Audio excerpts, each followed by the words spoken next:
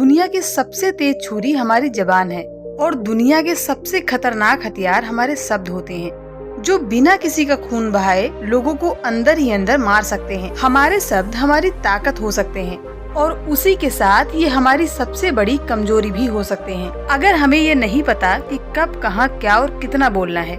यदि हम सही समय पर सही इरादे के साथ सही शब्दों का प्रयोग करते हैं, तो ये हमें एक सफल व्यक्ति बनाता है। और अगर हम सही समय पर सही इरादे से सही शब्दों का प्रयोग नहीं करते हैं, तो ये हमारे जीवन को नर्क से भी बदतर बना देते हैं। तो चलिए मैं आपको बताती हूँ एक कहानी के माध्यम से कि आप चुप रहकर अपने जीवन को कैसे बदल सकते हैं। जापान में एक बहुत प्रसिद्ध बौद्ध भिक्षु रहा करते थे, जिनका नाम रिसाई था। रिसाई दुनिया के शोर शराबों से दूर एक जंगल में अकेले रहते थे। वो बहुत ही ध्यानी व्यक्ति थे, इसीलिए वो पूरे जापान में बहुत प्रसिद्ध थे। एक दिन एक राजकुमार रिसाई के पास आया और बोला, हे प्रभु, मैं हमेशा थका हुआ, निराश और परेशान महसूस करता हूँ। मेरा मन बहुत अशांत रहता है। हालांकि मेरे पास सब कुछ है, दौलत, शोहरत, हर सुख सुविधाएं जो व्यक्ति चाहता है, फिर भी मेरे अंदर इतनी अशांति और चिंता क्यों है? रिसाई ने राजकुमार की बात बहुत ध्यान से सुनी और कुछ देर सोचने के बाद कहा, तुम इसका उत्तर जानते हो, बस तुमने कभी इस प्रश्न को हल करने की कोशिश नहीं की। रिसाई ने कहा, मैं एक खोज करना चाहता हूँ, क्या तुम उसमें मेरा साथ दोगे? इस खोज के बाद तुम्हारे जीवन में कभी कोई अशांति और चिंता नहीं रही। ये बात सुनकर राजकुमार बहुत खुश हुआ। उसने कहा, बताइए मुझे क्या करना होगा? अपने मन की शांति के लिए मैं कुछ भी करने के लिए तैयार हूँ। राजकुमार की बात सुनकर रिसाई ने कहा, तो ठीक है, अगले 15 दिन तक तुम मेरे आश्रम में रहोगे और एक सामान्य व्यक्ति की तरह अपना जीवन व्यतीत करोगे और इन 15 दिनों में तुम अकेले और चुपचाप रहोगे। जितना हो सके तुम कम बोलोगे।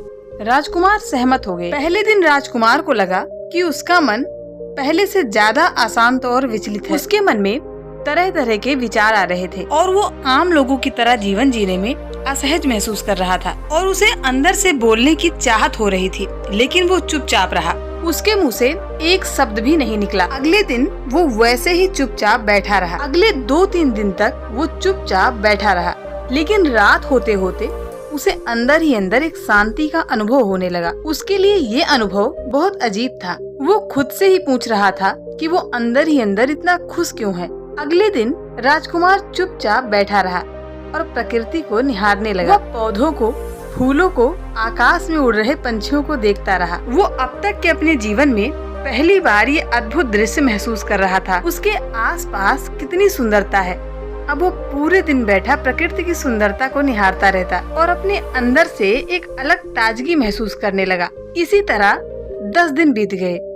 अब उसके मन की सारी बेचैनी, सारी हलचल और सभी तरह के तनाव खत्म हो गए। 11वें दिन की सुबह राजकुमार फिर से एक एकांत में बैठ गया। कुछ ही मिनटों में उसकी आंखें अपने आप बंद हो गई और वो गहरे ध्यान में चला गया। वो पूरे दिन वहीं पर ध्यान लगाकर बैठा रहा और गहरे ध्यान में डूबा रहा। न कोई शब्द, न कोई चिंता। राजकुमार अंदर ही अंदर शांति से भर गया। राजकुमार बाकी के 4 दिन इसी तरह व्यतीत करने के बाद रिसाई के पास गया, प्रणाम किया और बोला, महाराज, मुझे अपने प्रश्न का जवाब मिल गया है कि मेरे अंदर इतनी उथल पुथल, इतनी अशांति मैं जान गया हूँ कि मेरा मन इतना अशांत और विचलित क्यों था। रिसाई ने मुस्कुराते हुए कहा, बताओ क्या उत्तर मिला तुम्हें? राजकुमार ने कहा, मैं जरूरत से ज्यादा बातें करता था। मैं किसी पर भी अपने शब्द और ऊर्जा व्यर्थ करता था। मैं दिन भर लोगों से फालतू बातें करता था और फिर अकेले में उन्हीं के बारे में सोचता रहता था। ज्यादातर मैं नेगेटिव बातें सोचता था और अपना पूरा समय इसी में बर्बाद कर देता था। ज्यादा बोलने और नेगेटिव बातें सोचने से मेरा मन अशांत और बेचैन हो गया था। इसी वजह से मैं किसी भी काम को ठीक से नहीं कर पा रहा था, जिसकी वजह से मैं हर काम में असफल होने लगा और फिर लगातार मिलने वाली असफलताओं से मैं उदास और चिड़चिड़ा हो गया। इन्हीं सभी चीजों की वजह से मेरा जीवन बर्बाद हो रहा था। यहाँ पर हुए 15 दिन मेरे लिए पूरी तरह से अलग थे। मुझे यहाँ पर कुछ अलग ही एहसास हुआ है। अब मुझे ऐसा लग रहा है कि मैं अपना जीवन पूरी तरह से जी रहा हूँ, लेकिन इसके पहले मैं अपना जीवन गलत तरीके से जी रहा था। जीवन में खुद को जानना और समझना बहुत जरूरी होता है, जो मैंने पिछले 15 दिनों में अनुभव किया है। राजकुमार की पूरी बात सुनने के बाद रिसाई ने कहा, सिर्फ तुम ही नहीं हो, दुनिया में ज्यादातर लोग जरूरत से अधिक बोलते हैं। आज भी लोग अपना ज्यादातर समय दूसरों को नीचा दिखाने में बर्बाद कर देते हैं। रिसाई ने राजकुमार को चुप रहने के महत्व को समझाते हुए कहा, एक बार भगवान गौतम बुद्ध से उनके एक शिष्य ने पूछा कि आप ज्यादातर चुप क्यों रहते हैं? तब बुद्ध उन्हें चुप रहने के फायदे समझाते हैं। चुप रहने से व्यक्ति अंदर से अनंत शांति और गहराइयों में होता है। मौन अपने भीतर उतरने की पहली सीढ़ी है। मौन के बिना खुद को जानना असंभव है। खुद को जानने और समझने का पहला नियम है मौन हो जाओ।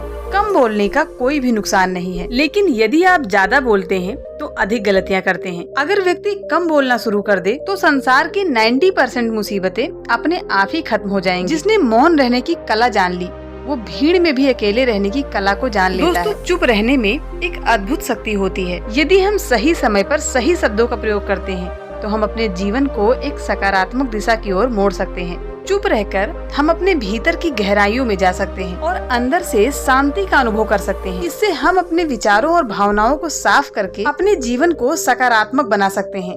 चुप रहने की कला हम सबको जरूर सीखनी चाहिए ताकि हम अपने शब्दों का सही इस्तेमाल करके अपने और दूसरों के जीवन को सुधार सकें।